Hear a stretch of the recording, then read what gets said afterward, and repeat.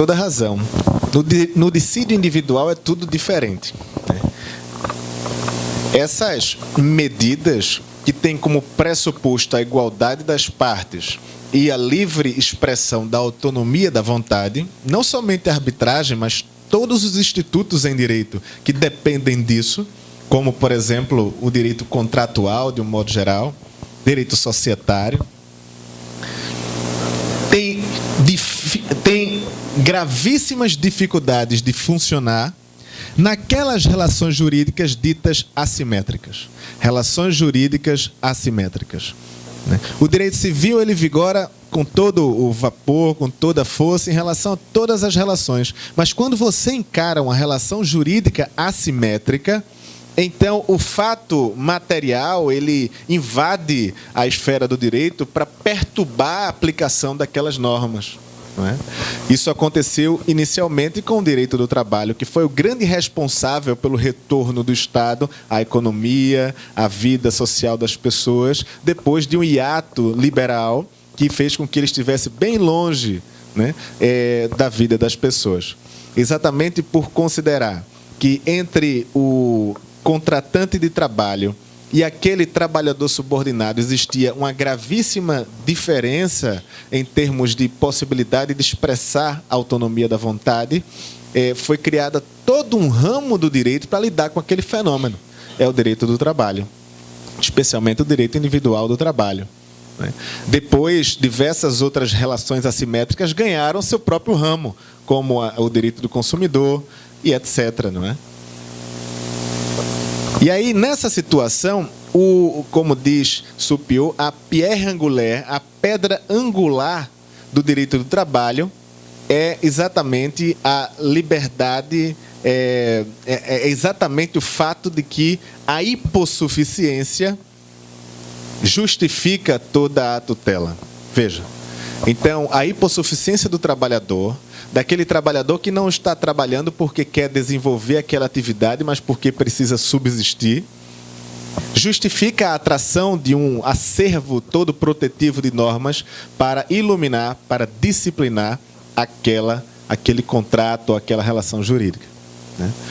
Então, é exatamente em cima da ideia da hipossuficiência que se erige uma série de princípios específicos de direito do trabalho. E o mais importante é o princípio da proteção.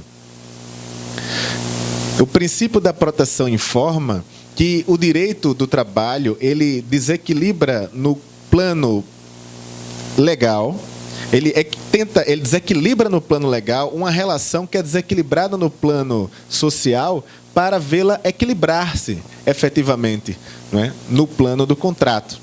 Então, o direito do trabalho, o princípio da proteção, ele tem uma série de decorrências, e uma delas é o princípio da inegociabilidade ou irrenunciabilidade ou indisponibilidade dos direitos trabalhistas. E aí a gente já tem um problemão, porque o artigo 1º da Lei 9.307 de 96 diz assim, se não quiser o livro eu quero, viu? Saindo do forno, por favor, me diga qualquer coisa.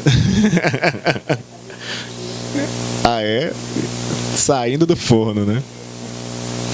Então, o artigo 1º diz assim, a arbitragem será dedicada à solução de conflitos a respeito de direitos disponíveis. Aí é simples, né? Bom, se um dos princípios mais importantes em direito do trabalho é o princípio da indisponibilidade, então não se aplica para o direito do trabalho, especialmente o individual, porque é um princípio de direito individual, não de direito coletivo do trabalho. Mas o que acontece é que essas soluções mais rápidas e mais simples muitas vezes não refletem uma efetiva tutela para o destinatário daquelas normas. É verdade? E muitas vezes o destinatário daquelas normas quer sim a arbitragem.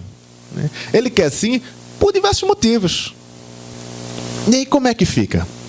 Vamos, em vez de dar poder ao tutelado, ao empregado, encarcerá-lo em um regime de proteção, manietá-lo e dizer, não, você não pode usar. Ele dizendo, eu quero usar, pelo amor de Deus. Não, você não vai usar? Será que nós temos condições de fazer isso? Bom, a primeira informação é essa, indisponibilidade no dissídio individual, a lei de arbitragem somente à disposição daquilo que é disponível, então a arbitragem não seria admissível no direito individual para solucionar conflitos entre empregado e empregador. E isso é bem seguido na doutrina, não é? A doutrina explica isso também. Os comentaristas da CLT, de um modo geral, dizem que a arbitragem é inadmissível nos dissídios individuais de trabalho.